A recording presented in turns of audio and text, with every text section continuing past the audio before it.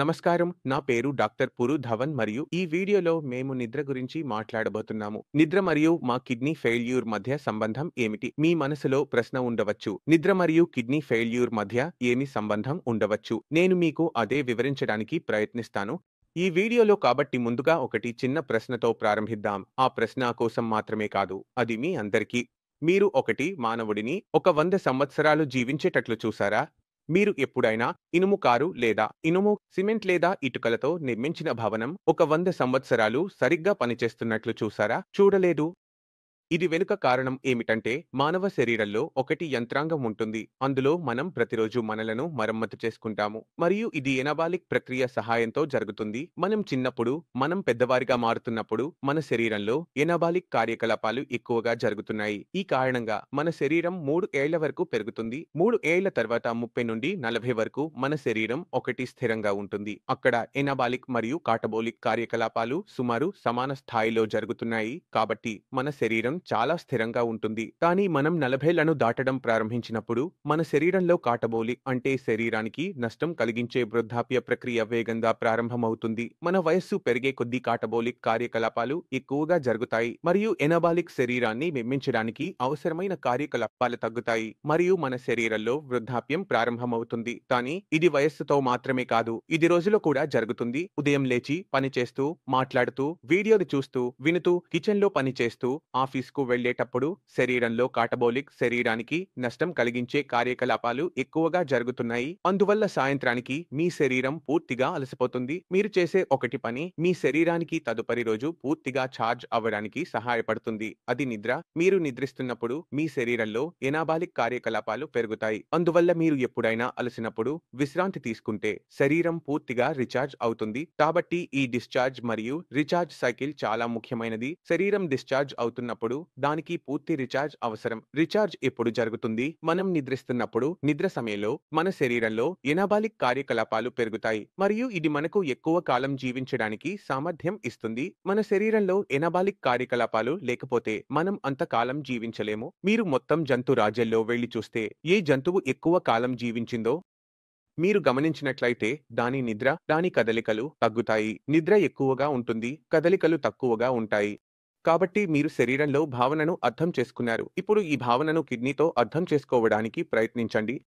మీరు నిద్ర తక్కువ తీసుకుంటే లేదా నిద్ర తక్కువ వస్తే, నిద్రపోకపోతే, రోజుకు 23 గంటలు నిద్రపోతే, లేదా రాత్రి 2 లేదా 3 సార్లు మూత్రం కోసం లేచే అవసరం ఉంటే, కాబట్టి సమస్య ఏమిటంటే శరీరంలో ఒకటి విషయం తయారవుతుంది. దాన్ని మేము స్ట్రెస్ అంటాము. మీ శరీరం ఎప్పుడూ అలసటగా, భారంగా అనిపిస్తుంది. ఏదైనా పని చేయాలనుకోవడం లేదు. దీనితో పాటు మరొక విషయం అభివృద్ధి చెందుతుంది. అది హై బ్లడ్ ప్రెషర్. ఇప్పుడు కేవలం హైబ్రిడ్ ప్రెషర్ మాత్రమే ఉంటే అది వేరే విషయం. కానీ స్ట్రెస్ వల్ల మరొక విషయం కూడా ఉత్పత్తి కావచ్చు. అది డయాబెటిస్.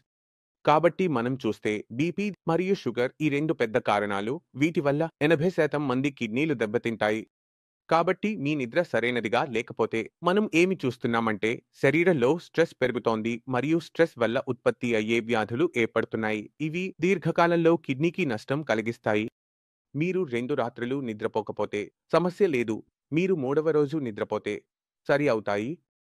కానీ ఇది అలవాటుగా మారితే, నిరంతరం కొనసాగితే, ప్రతి రాత్రి మీరు లేచే అవసరం ఉంటే లేదా నిద్ర రాకపోతే మీ మెంటాలిటీ ఒత్తిడిలో ఉంటుంది. స్రవంతి స్థాయి చాలా ఎక్కువగా ఉంటుంది. బీపీ పెరుగుతుంది, షుగర్ పెరుగుతుంది. మీరు తినడం లేదు, ఏమీ బాగుండడం లేదు అంటే దాని ప్రభావం కిడ్నీపై మాత్రమే కాదు, మొత్తం శరీరంపై పడుతుంది మరియు కిడ్నీపై కూడా పడవచ్చు. ఇది మీకు ఏ అవయవం బలహీనంగా ఉందన్న దానిపై ఆధారపడి ఉంటుంది. మెదడు బలహీనంగా ఉంటే, మెదడుకు సమస్య ఉంటే కిడ్నీకి సమస్య ఉంటుంది. లివర్ చెడు అయితే, లివర్ బలహీనంగా ఉంటే లివర్కు సమస్య ఉంటుంది.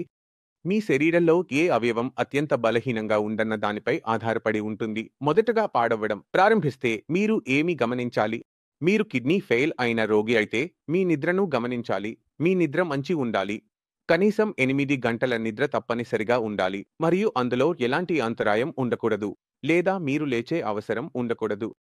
పోస్ట్ సంబంధిత సమస్య ఉంటే, యూరిన్ హోల్డ్ చేయడం కష్టంగా ఉంటే లేదా అలా చేసే మందులు తీసుకుంటే నిద్రకు ముందు చాలా ఎక్కువ యూరిన్ వస్తుంది. మీరు రాత్రి లేచారు. మీరు అలా చేయకూడదు. మీకు ప్రోస్టేట్ లేదా షుగర్ ఉంటే మీరు మీ మందులపై దృష్టి పెట్టాలి. అవి యూరిన్ ఉత్పత్తిని ఎక్కువగా పెంచుతాయి. 6 నుండి 7 గంటల వరకు మీరు నీరు తాగాలి మరియు 7 గంటల తర్వాత మీరు నీటి తీసుకోవడం చాలా తగ్గించాలి. తద్వారా మీ శరీరంలో యూరిన్ ద్వారా అదనపు నీరు బయటకు పోయి అదనపు నీరు శరీరంలో నిల్వ కాకుండా ఉంటుంది. ఇది మీకు ఏమి చేస్తుంది అంటే మీరు నిద్రకు వెళ్లే సమయం 10 గంటల చుట్టూ వస్తే మీ శరీరంలో అదనపు నీరు ఉండదు. యూరిన్ తయారీ చాలా ఎక్కువగా ఉండదు మరియు రాత్రి మీ నిద్ర యూరిన్ చేయడానికి విరామం పడే అవకాశం తగ్గుతుంది. మీరు మీ షుగర్ స్థాయిని చాలా బాగా నియంత్రిస్తే మీ యూరిన్ తయారీ తగ్గడం ప్రారంభమవుతుంది. ఎందుకంటే శరీరంలో షుగర్ స్థాయిలు పెరిగినప్పుడు మన శరీరం ఎక్కువ యూరిన్ను పాస్వర్డ్ చేయడం ప్రారంభిస్తుంది. ఎందుకంటే యూరిన్ ద్వారా మన శరీరం షుగర్ను నియంత్రిస్తోంది. ఎందుకంటే షుగర్ మనం యూరిన్ ద్వారా బయటకు వెళ్లడం వల్ల మన రక్తంలో షుగర్ స్థాయిలు తగ్గుతున్నాయి. అందువల్ల ఈ మెకానిజాన్ని నియంత్రించడానికి మీకు మీ బ్లడ్ షుగర్ను నియంత్రించాలి. ప్రోస్టేట్ సమస్యకు మీరు ఇచ్చే మందులను మధ్యాహ్నంలో తీసుకోవడానికి ప్రయత్నించండి. మీకు ఎలాంటి సమస్యలు ఉండవు. మరియు మరొక సమస్య ఉంటే అయినప్పటికీ మీకు నిద్ర రాకపోతే మీరు దానిపై పని చేయాలి. మీకు ఏ పద్ధతితో, ఏ మందుతో, ఏ ఆహారపు సప్లిమెంట్తో మీకు నిద్ర అభివృద్ధి అవుతుందో చూడాలి. మీకు మీ ఆహారంలో, మీ రోజువారీ రొటీన్లో ఆ విషయాన్ని చేర్చాలి. తద్వారా మీకు ప్రతిరోజు నిద్ర బాగా వస్తుంది. మీరు ఇంత చేస్తే మీ శరీరంలో అనబాలిక్ కార్యకలాపం పెరగడం ప్రారంభమవుతుంది. శరీరం మరమ్మతు చేయడం ప్రారంభిస్తుంది. కిడ్నీకి ఏమి కావాలి అంటే అది చెడుతున్నది, దాన్ని మరమ్మతు చేయాలి. దానికి అనబాలిక్ కార్యకలాపం కావాలి. మీ శరీరంలో అనబాలిక్ కార్యకలాపం ఎక్కువగా ఉండాలి.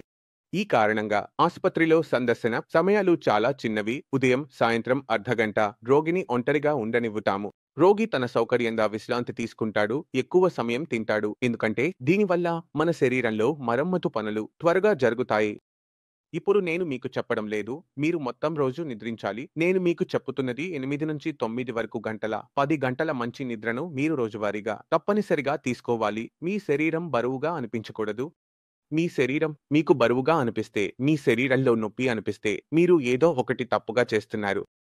మీరు మీ నిద్రను సరిదిద్దాలి. మీ శరీరంలో బోలి కార్యకలాపాలను పెంచాలి. అప్పుడు మన శరీరంలో అలా ఒక వాతావరణం ఏర్పడుతుంది. అక్కడ మన శరీరం పునరుత్తేజం పొందుతుంది. ఇప్పుడు శరీరాన్ని పునరుత్తేజం చేయడం అంటే కిడ్నీని కూడా పునరుద్ధరించడం అదే మనకు అవసరం. కాబట్టి ఈ వీడియో ద్వారా నిద్ర గురించి, శ్రేయస్సు గురించి మీరు ఎలా పాపులర్ అవుతారో అర్థం చేసుకున్నారని ఆశిస్తున్నాను. దీన్ని తీసుకోకపోవడం వల్ల శరీరంలో షుగర్ లెవెల్స్ పెరిగి రోగాలు వస్తాయి మరియు మన శరీరంలో క్యాటాబోలిక్ యాక్టివిటీస్ పెరుగుతాయి. మాకు బోలి కార్యకలాపాలు అవసరమైతే మీ మనసులో ఎలాంటి సందేహాలు ఉన్నా మీరు ఏదైనా అడగాలనుకుంటే డాక్టర్ అందుబాటులో ఉన్నారు. నేను కూడా ఇప్పుడు ముగిస్తాను. ఈ వీడియోలో మళ్ళీ కలుద్దాం. అప్పటి వరకు